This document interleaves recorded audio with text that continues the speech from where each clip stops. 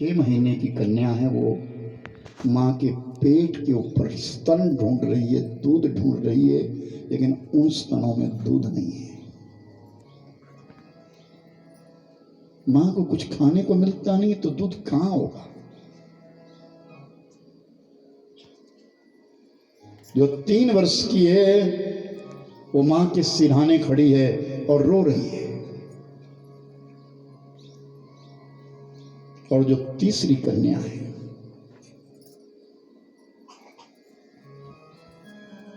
वो कन्या दरवाजे पे खड़ी है, माँ को देख रही है। उसके आंखों से आंसू बहते बहते गाल के ऊपर खड़े हो गए और वो बेचारी बीमार है, कुछ बोल नहीं सकती। आज 4था रोज हो गया है, कुछ भी खाने को नहीं मिला है।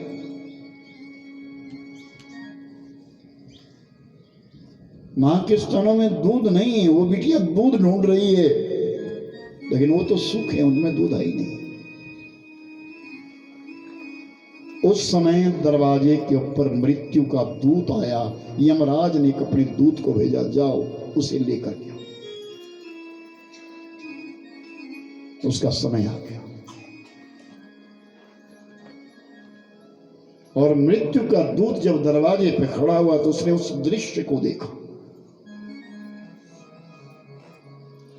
जो एक बेटी जो 6 महीने की है वो रो रही है, जो 3 वर्ष की है वो रो रही है, और जो 6 वर्ष की है वो रो रही है। और वो मां जो फर्श पर गिरी है, उसके होंठ सूख गए हैं, शरीर उसका कांप रहा है, मूक है, कुछ बोल नहीं सकती।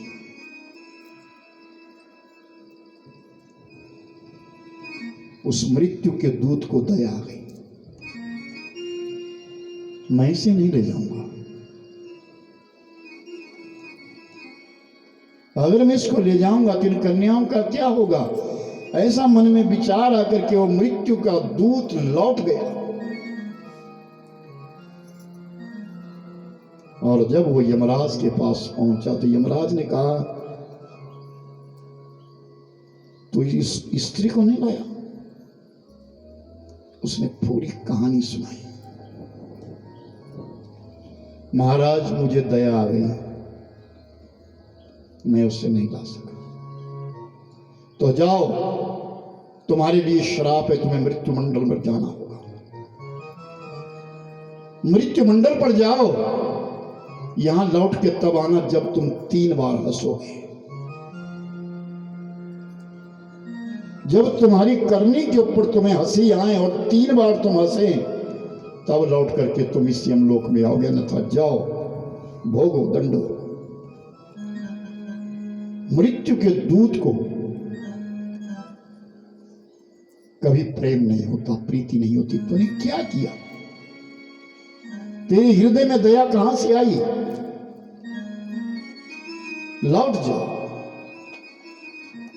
और वो मृत्यु का दूत लौट गया,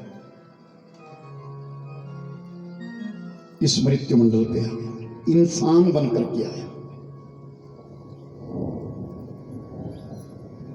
इंसान बनकर के आया और चारों तरफ घूमता है, दुनिया का नजारा लेता है, देखता है, कहीं कुछ मिल जाता है, खाता रहता है, चलता रहता है। एक बहुत निर्धन जाति का चमार जूतियां बनाता है।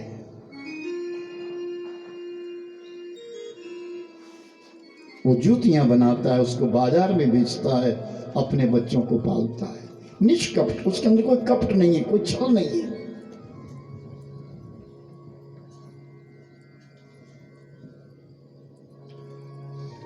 उसकी धर्मपत्नी ने कुछ पैसे जोड़ करके रखे थे, बचा के रखे थे।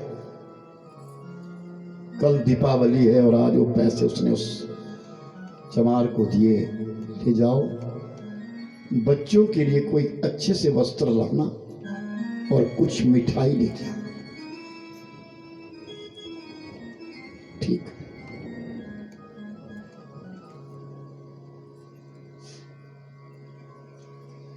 वो बाजार में आया और जब बाजार में आया तो सबसे पहले उसे वही व्यक्ति दिखा, मृत्यु का दूत, कंगाल है, बिल्कुल कमजोर है, एकदम बिल्कुल शरीर से एकदम कमजोर है।